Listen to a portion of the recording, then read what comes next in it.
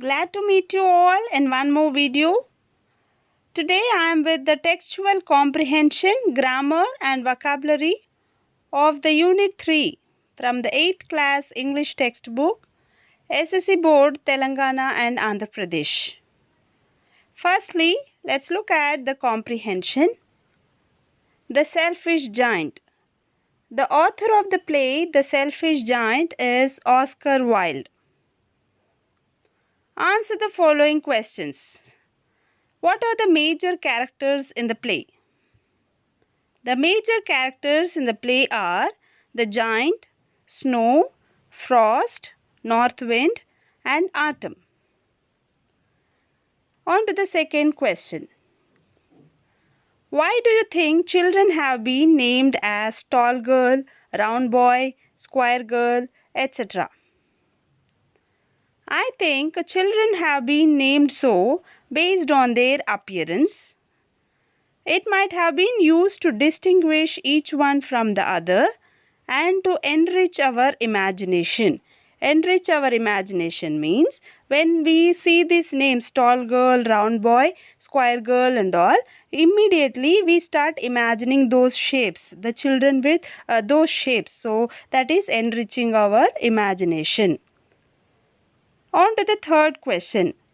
How can you say that the giant is selfish? We can say that the giant is selfish because he didn't allow the children to play in his garden, which indicates that he did not want to share his garden or happiness with others. On to the fourth question. Who were with the giant? What did their names suggest? The children were with the giant. Their names suggested that they belonged to different age groups and looked different from each other. That is why short boy, tall girl and all. That is, one is small and one is big.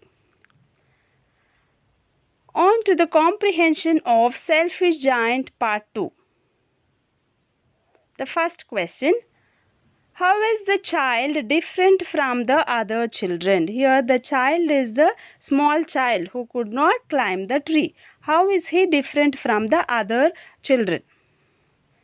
The child is too tiny to climb the tree and is crying bitterly, whereas the other children can easily climb the tree and are enjoying the nature. On to the second question.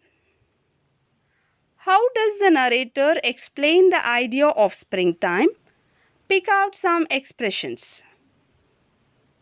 The narrator explains the idea of springtime by telling that the trees started flowering and the birds started flying and twittering. The expressions, the trees had covered themselves with blossoms, the birds were flying about and twittering, and the flowers were looking up through the grass and laughing, explains this. On to the third question. What are the figurative expressions used in the play? List them and mention their significance. Figurative expressions means figures of speech. The figurative expressions used in the play are metaphor, simile and personification. Firstly, metaphor. Metaphors are used to show that the two things have the same qualities. For example, children are the most beautiful flowers. Here, children are shown to have the qualities of flowers. On to the simile. Simile is a comparison between two things, and the key words to identify similes are like and as. For example, here and there over the grass stood beautiful flowers like stars. The flowers were like stars.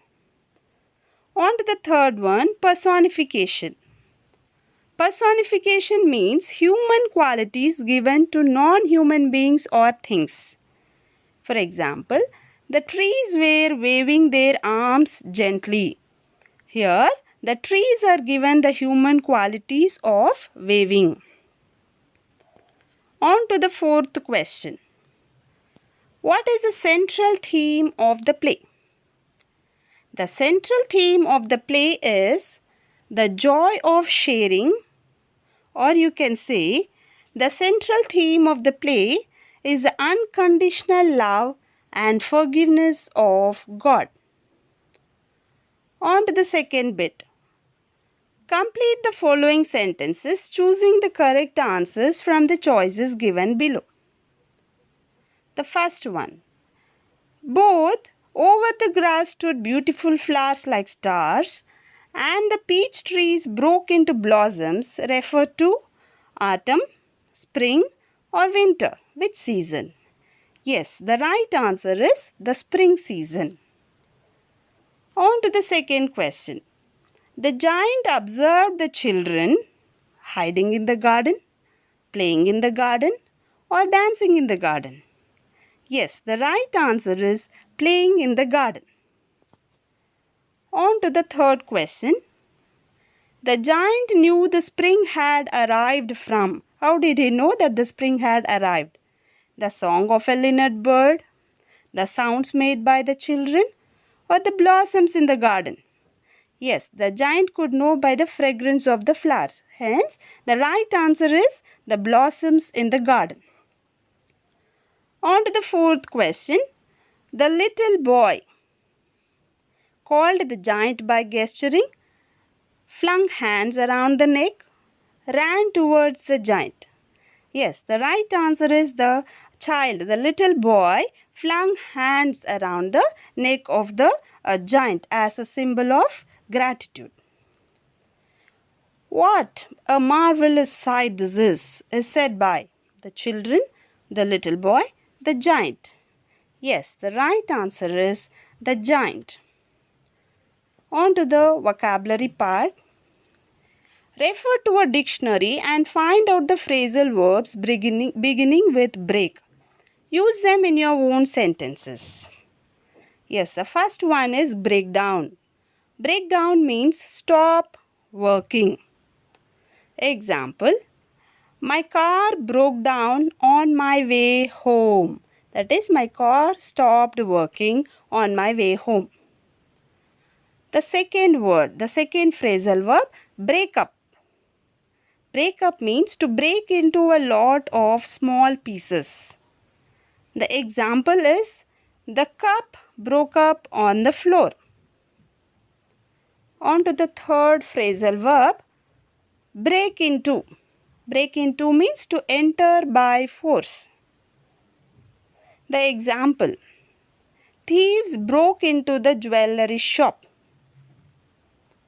On to the fourth phrasal verb with break.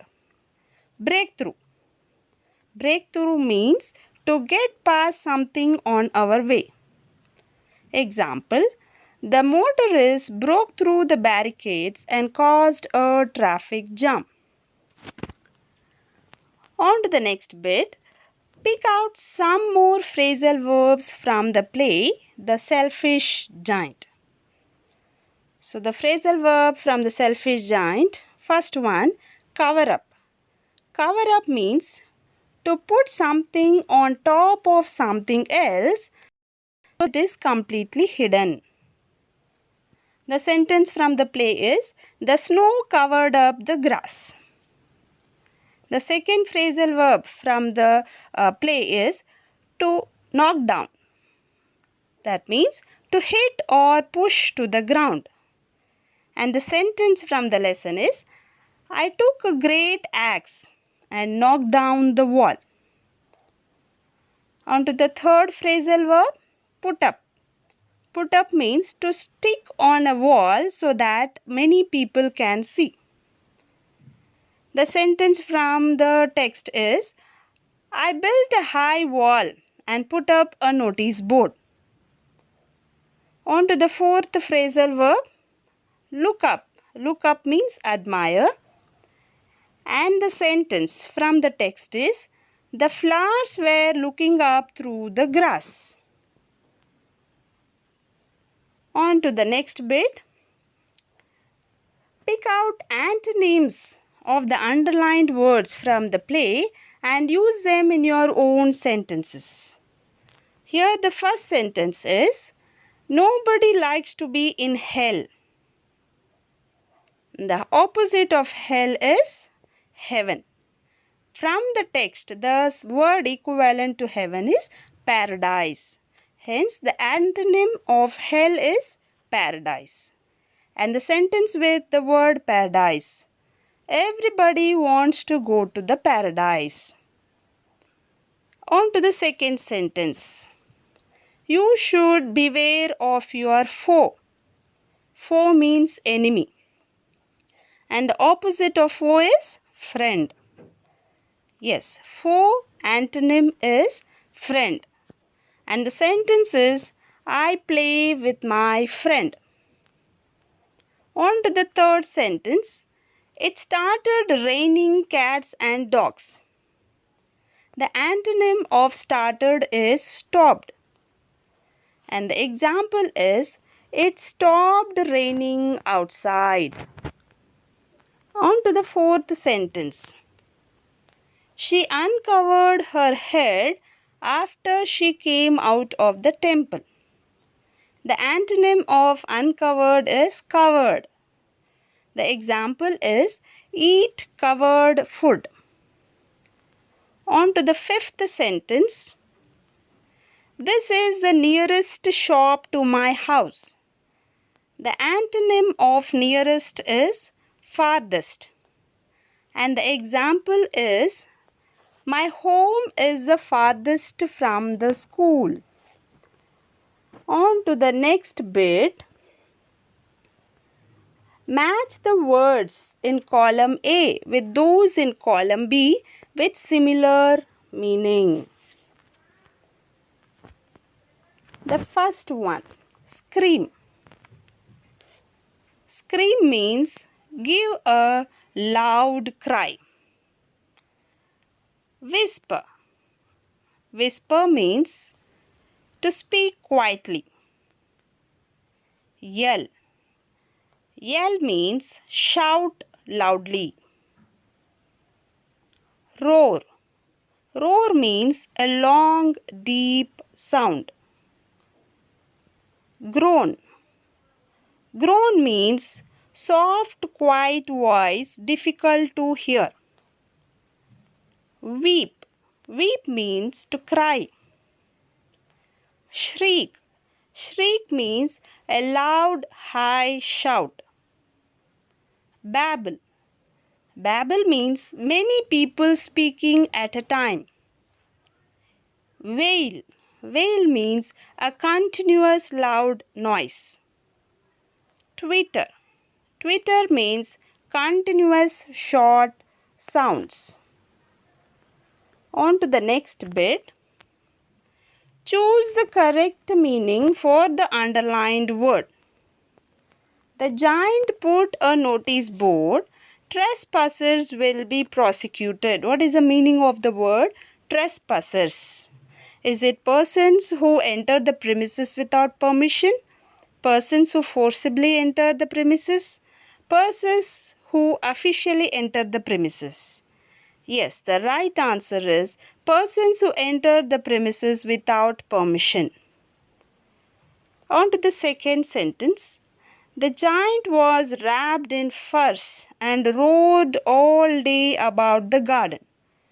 What's the meaning of the word rode?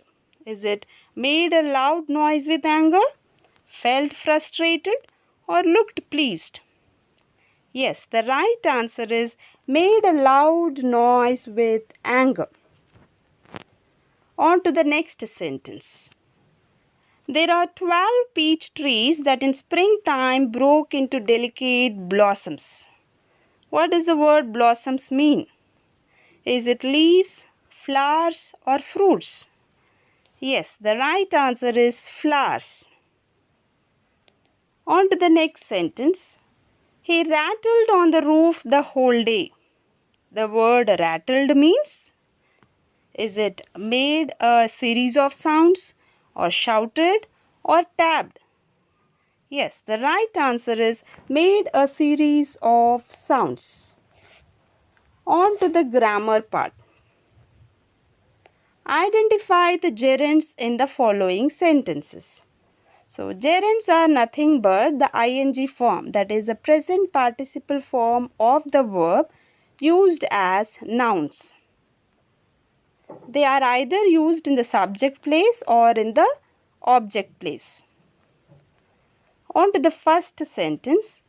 The north wind ceased roaring.